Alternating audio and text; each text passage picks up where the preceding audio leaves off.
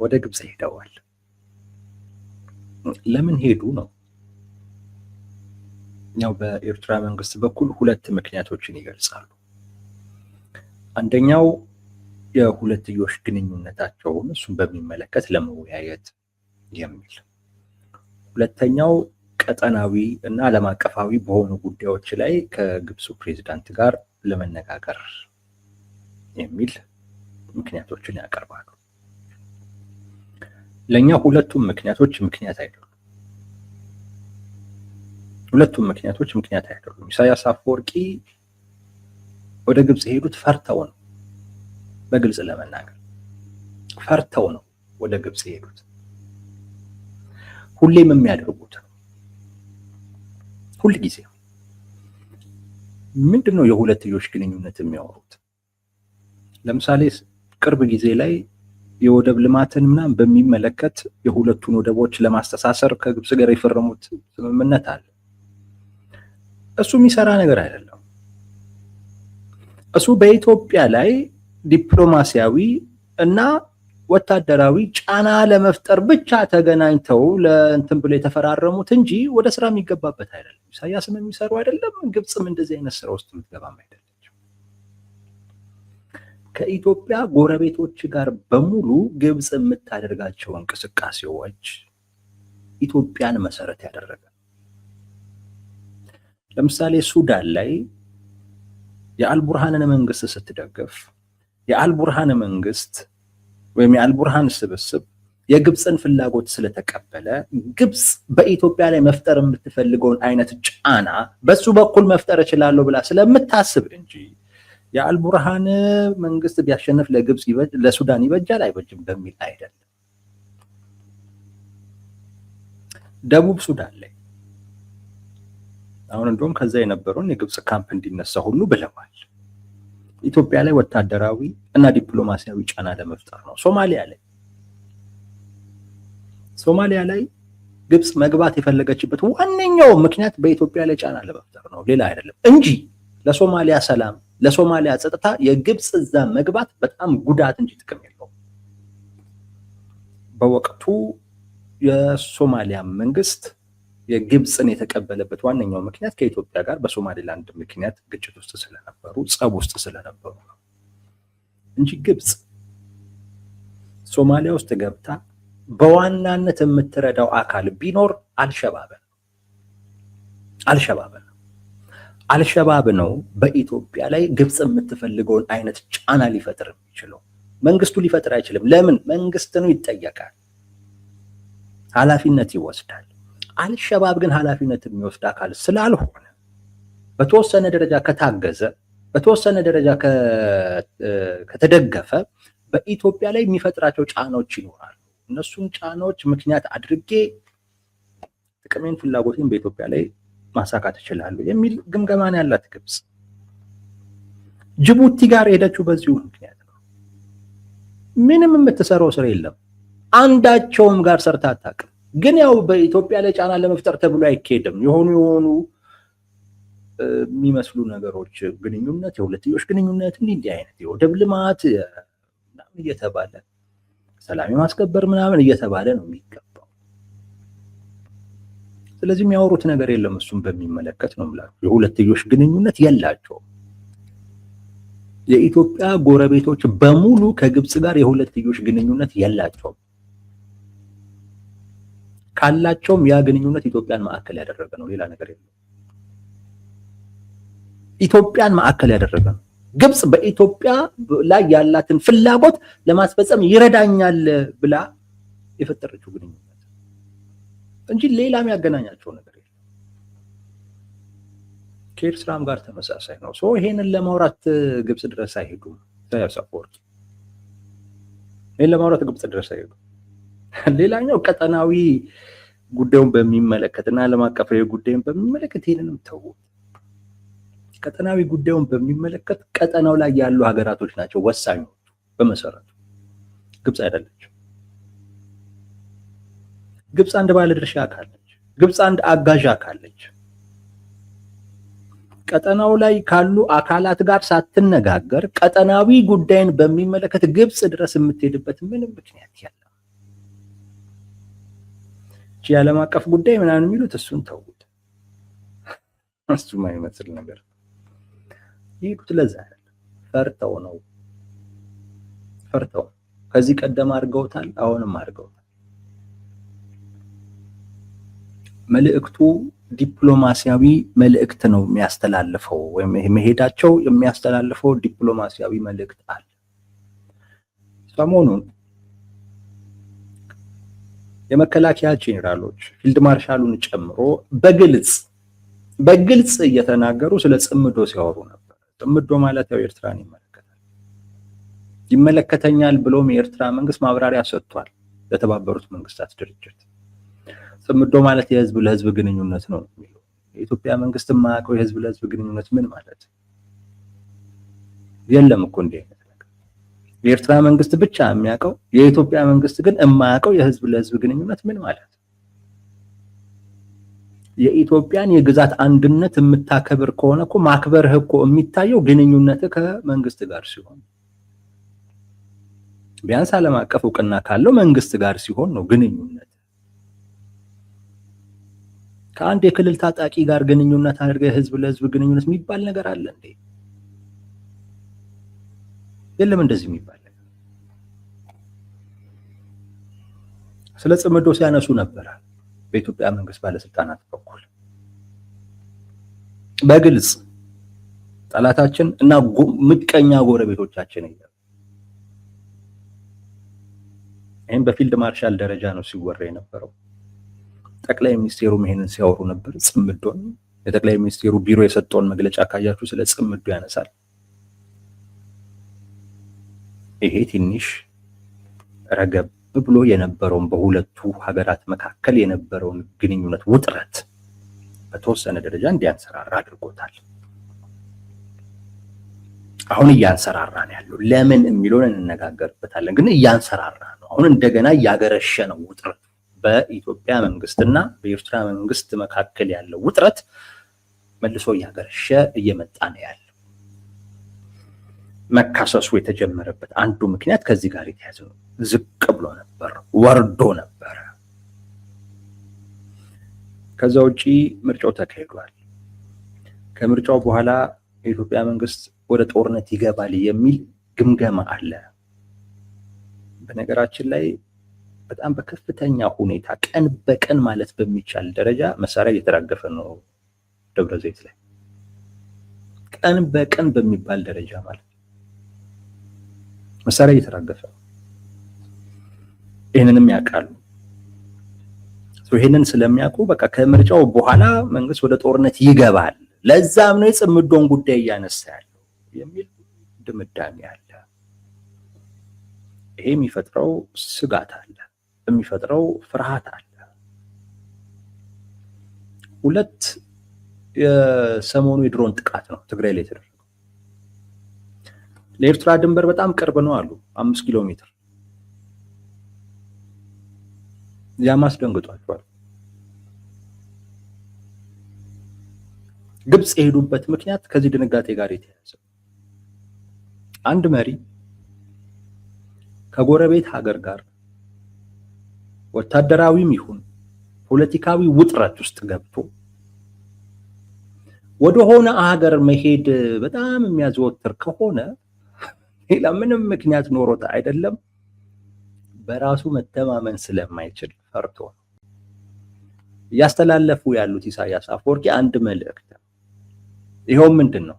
ከጀርባዬ ግብጽ አለች፣ ከጀርባችን ግብጽ አለች የሚል መልእክት ነው እያስተላለፉ። ኢሳያስ አፈወርቂ ሊተማመኑ የሚችሉበት ኢኮኖሚያዊ አቅም የለም፣ ሊተማመኑ የሚችሉበት ወታደራዊ አቅም የለም፣ ሊተማመኑ የሚችሉበት ፖለቲካዊ አቅም የለም። የኢሳያስ አፈወርቂ መተማመኛ ግብጽ ነች። ውጥረት በተፈጠረ ቁጥር፣ ውጥረት ባገረሸ ቁጥር ግብጽ የሚሄዱት በዚህ ምክንያት ለውይይት አይደለም፣ ግብጽ ከጎኔ አለች የሚለውን መልእክት ብቻ ለማስተላለፍ። ያው ግብጽ አለች ሲባል የኢትዮጵያ መንግስት ይፈራል ስለሚባል ማለት እሱን በማሰብ ከጀርባዬ ግብጽ አለች የሚለውን መልእክት ለማስተላለፍ ነው። ሌላ ምንም የሚያነሱትን የሚወያዩት ጉዳይ የለም። ሁለቱም የቀጠናውን መረጋጋት በሚመለከት ከአቅማቸው በላይ ነው። ከአቅማቸው በላይ ነው ብቻ ሳይሆን ላለመረጋጋቱም ተጠያቂ ነው።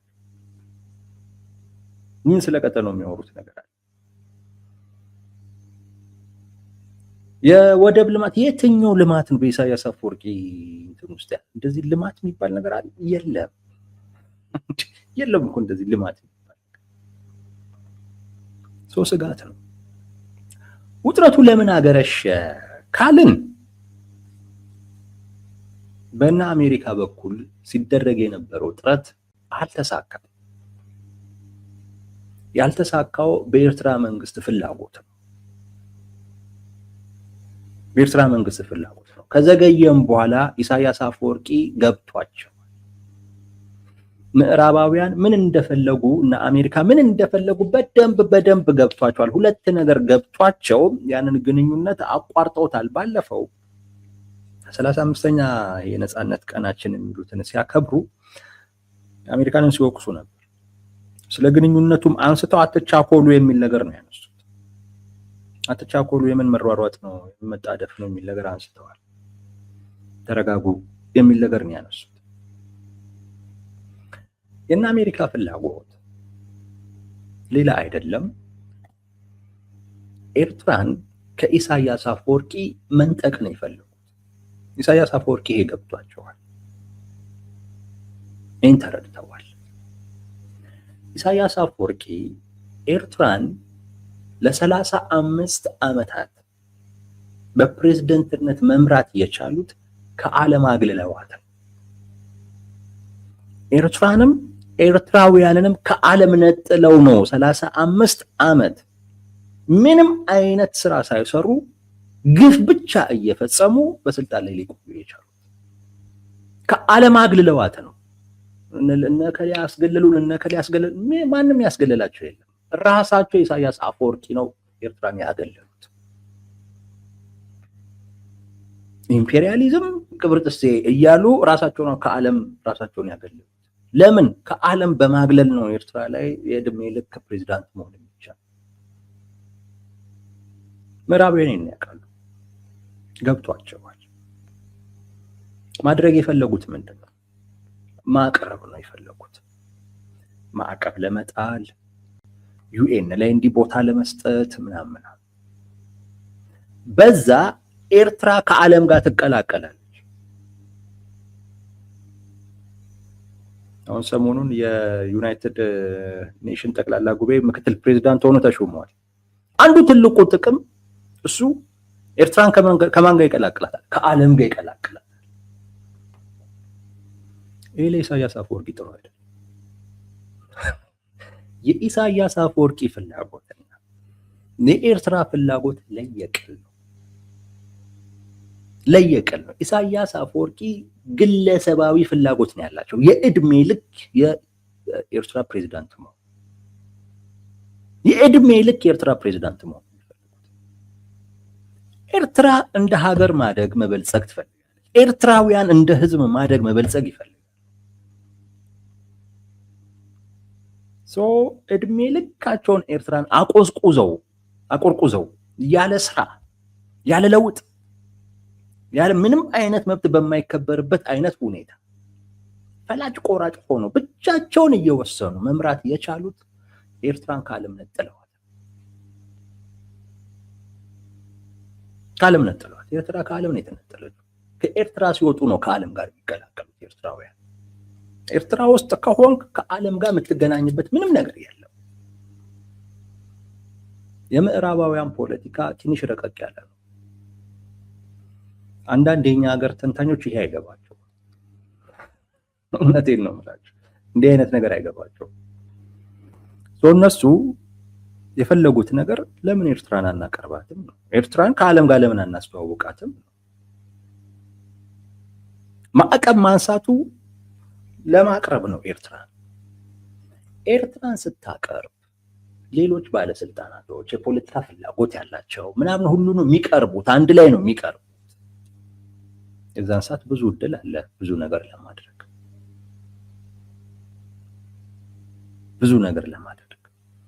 ኤርትራ ወደ ዓለም ቀረበች ማለት ከኢሳያስ አፈወርቂ እየራቀች መታ ነገ ከነገ ወዲያ ራሷ ኤርትራ ለኢሳያስ አፈወርቂ ስጋት መሆን ጀመረች።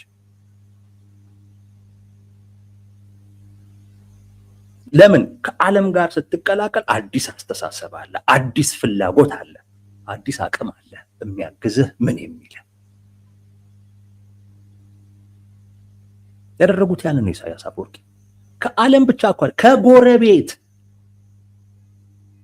ከጎረቤት ሁሉ ከአፍሪካ ህብረት ሁሉ እኮ ነው የነጠሉት። ዝም ብሎ እንዳይመስላችሁ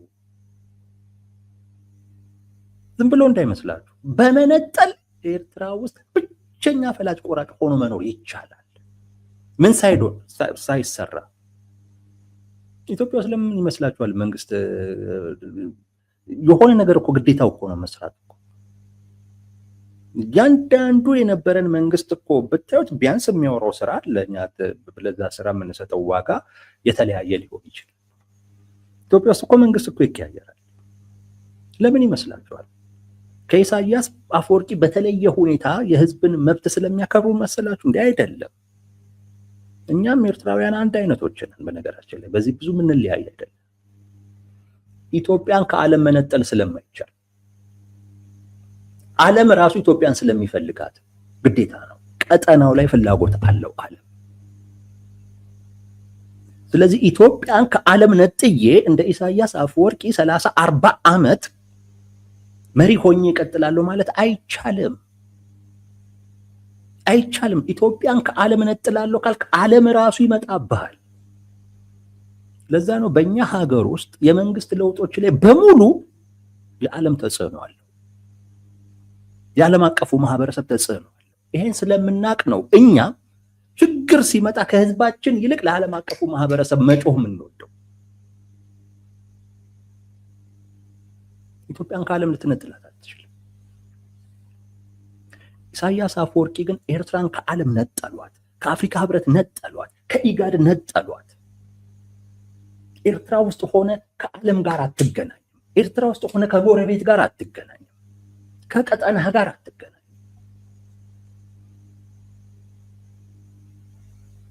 ያንን ማህበረሰብ 35 ዓመት አይደል እድሜ ልክም መምራት ትችላለህ፣ ምንም አይነት ስራ ሳሰራ በጉልበት ነው ጨፍልቀኸው። ዓለም ይሄንን ያውቃል፣ የዓለም አቀፉ ማህበረሰብ ይሄንን ያውቃል። ስለዚህ ምን ማድረግ ፈለገ? ኤርትራን ማቅረብ ፈለገ። ወዴት? ወደ ዓለም።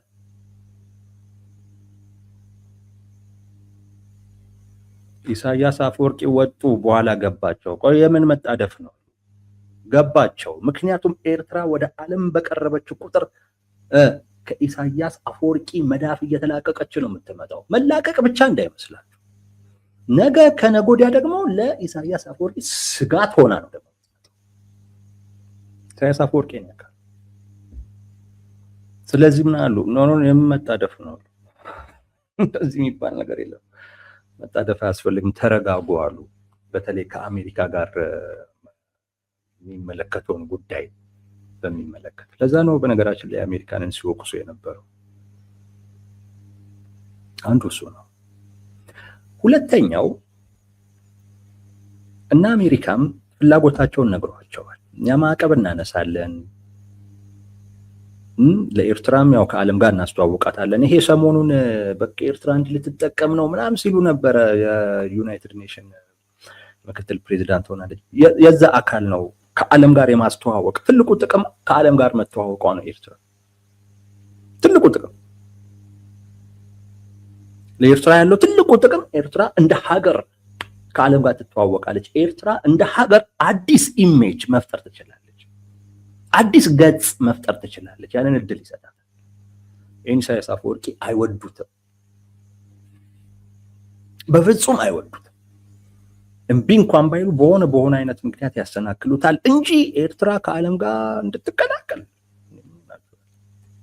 በስተርጅና በዚህ እድሜያቸው እስከዛሬ ድረስ ነጥለው ሲገዙት የነበረን ሀገርና ህዝብ ማጣትም አይፈልጉም።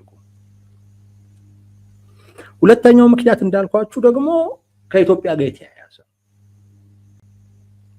እና አሜሪካ አንዱ ፍላጎታቸው ከኢትዮጵያ ጋር ያላቸውን ግንኙነት እንድታጠናክር፣ በዛም ውስጥ የወደቦቹ ጉዳይም ተነስቷል። ሌላው ቀፈፍ ያላቸው ነገር ኢሳያስ አፈወርቂ ይሄ ነው። እኛ ማዕቀብ እናነሳለን፣ ከኢትዮጵያ ጋር በባህር በር ጉዳይ ተነጋግራችሁ ተስማምታችሁ የሚባል ነገር አንስተዋል። ኢሳያስ አፈወርቂን አልወደዱት። ለምን? ኢሳያስ አፈወርቂ ከኢትዮጵያ ጋር የሚኖርን ግንኙነት አይፈልጉትም። በዚህ እርግጠኛ ሁኑ። ከኢትዮጵያ ጋር ግንኙነት ማድረግ የሚፈልጉት ሌላ አፍራሽ የሆነ ፍላጎታቸውን ማሳካት የሚችሉበት ከሆነ ነው። አንድ ከኢትዮጵያ ጋር ግንኙነት ማድረግ የሚፈልጉት የኢትዮጵያ መንግስት በሳቸው ስር ሆኖ ለሳቸው ፈቃድ ኢትዮጵያ ውስጥ መስራት ከቻለ ብቻ ነው። አይ በርሶ ስር ሆኜ አልሰራም ያለ ጊዜ ያ መንግስት ይጋጫል።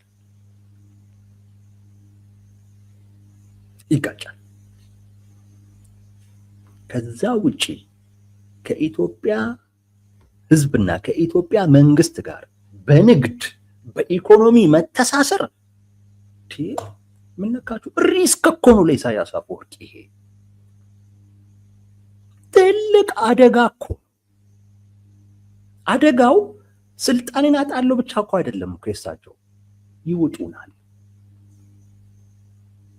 ይውጡናል። ለምሳሌ ልንገራችሁ፣ በአሰብ በኩል ኢትዮጵያ ኮሪደር ብትጠይቅ ኢሳያስ አፈወርቂ አይሰጡም። አሰብ የኛ ነው ብለን አይደለም ነው የምላችሁ። አሰብ የኤርትራ ነው። እኛ ግን እንደ ወደብ እንጠቀምበት፣ ኪራይም ከፍለን ምን ብለን ለወደብ ተውት፣ ለወታደራዊ ፐርፐዝ ምናምን። አሁን የብልጽግና የሚጠይቀውን ተውትና የብልጽግና ጥያቄ ሆኖ ቀረ አይደል? እሱ ነገር የሚገርም እኮ ነው። የኛ እኮ ነበር ብልጽግና እየተባለ ወይስ የባህር በር የሚባለውን ትተነው ወደብ ልክ ጅቡቲ ላይ እንደምንጠቀመው ነው። የጅቡቲ ወደብ የኛ አይደለም። ያው እነሱ እኮ ተጠቀሙ፣ ሌላም ከፈለጋችሁ ተጠቀሙ እኮ ይሉናል። ከከፈላችሁ እኛ ምን ቸገረን? አልምታችሁ ተጠቀሙትም እኮ ይሉናል። ልክ እንደዛው እንጠቀም ብንል ኢሳያስ አፈወርቂ አይፈቅዱ። ለመሰላችሁ ኢትዮጵያውያንን አታቋቸውም ነው የሚሉት። ኢትዮጵያውያን ትንሽ ካገኙ ይሰፋሉ፣ ይስፋፋሉ። ትንሽ ክፍተት ካገኙ ይሰፋሉ፣ ይስፋፋሉ። ኤርትራውያንና ኢትዮጵያውያን ደግሞ ምንም የምትለያቸው ነገር የለም። አንድ ህዝብ ነው፣ አንድ ሃይማኖት ነው ያለው፣ ተመሳሳይ ቋንቋ አለው፣ ተመሳሳይ ባህል አለው። እኚህ ነገሮች ደግሞ ኢትዮጵያ ውስጥ ላለው የመስፋፋት ፍላጎት ኤርትራን ምን ያደርጋታል? ተጋላጭ። ስለዚህ ከኢትዮጵያ ህዝብና ከኢትዮጵያ ጋር ያላችሁን ግንኙነት አሻሽሉ፣ በንግድ በኢኮኖሚ ተሳሰሩ ምናምን በፍጹም አይቀበሉትም።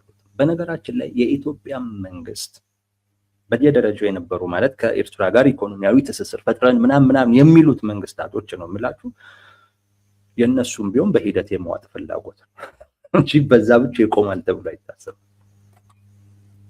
መዋጫው መንገድ እሱ ነው ብለው ነው። ኢሳያስ አፈወርቂ ያውቃሉ። የአንዳንድ ፖለቲከኞችን የሁሉም ማለት እንኳን ባይቻል ግን ከኤርትራ ጋር ያለን የኢኮኖሚ ግንኙነት በጣም ተጠናክሮ በንግድ መተሳሰር አለብን ምናምን የሚለው የዘመኑ የሚፈቅደው መጠቅለያ መንገድ። ሻዕቢያ እንደዛ ነው የሚረዳው። አንዳንዶቹም ጋር ይሄ ነው በትክክል ፍላጎት። ሻዕቢያ እንደዛ በኃይል ስለማይሆን በኃይል ስለማይቻል በእንደዚህ አይነት መንገድ ምን ማድረግ ነው? መዋጥ ነው፣ መጠቅለል ነው የሚፈለገው የሚል ነው። ይሄ ኢሳያስ አፈወርቂ ጋር ያለ እሳቤ ነው።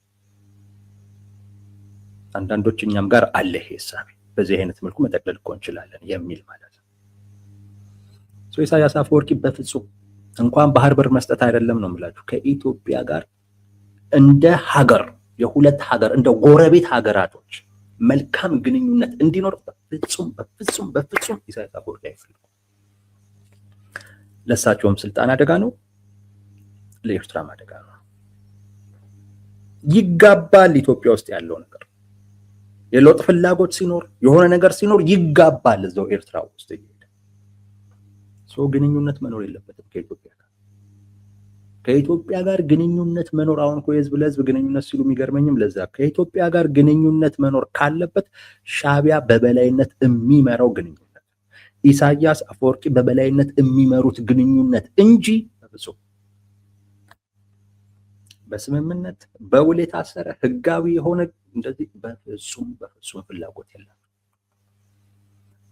የምዕራባውያን ፍላጎት ስልታዊ በሆነ አይነት መንገድ ኤርትራን ከኢሳያስ አፈወርቂ መዳፍ መፈልቀቅ እንደሆነ ኢሳያስ አፈወርቂ ሲረዱ፣ የምዕራባውያን ፍላጎት ስልታዊ በሆነ አይነት መንገድ ኤርትራን ኢትዮጵያ ውስጥ እንድትጠቃለል የሚያደርግ አካሄድ መሆኑን ኢሳያስ አፈወርቂ ሲረዱ ሲገባቸው ወይም እንደዛ ሲያስቡ ከዛ ማፈግፈግ ጀመሩ። በዚህ ምክንያት ግንኙነቱ ተስፋ ኖሮት የነበረው ከኢትዮጵያ መንግስት ጋር ያለው ግንኙነት ይሻሻላል የሚለው ነገር ወይም የረገበው ውጥረት አሁን መልሶ ምን ማለት ጀመረ? ማገርሸት ሲጀምር የብልጽግናም ሰዎች እየወጡ ጽምዶ ጠላቶቻችን፣ ምቀኛ ጎረቤቶቻችን ምናምን ማለት ጀመሩ። ይሄ ያስደነበራቸው። ይሄ ሲያስደነበራቸው ግብጽ ነው የሚሄዱት። ከዚህ ቀደምም እንደዚሁ የሚሄዱት። ውጥረቱ ከፍ ሲል ግብጽ ነው የሚሄዱት። መልእክቱ ሌላ አይደለም። ስለ ሁለትዮሽ ግንኙነት ሊያወሩ አይደለም፣ ስለ ቀጠናም ጉዳይ ሊያወሩ አይደለም። መልእክት ነው የሚያስተላልፉት። ግብጽ አለች ከጀርባዬ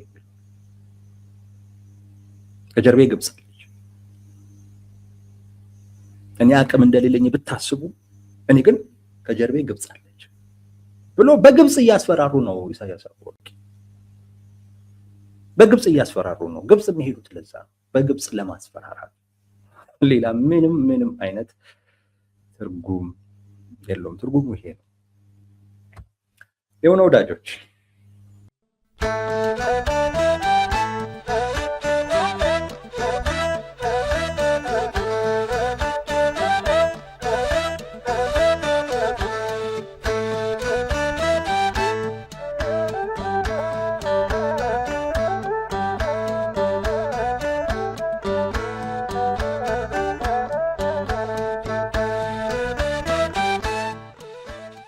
Yourself.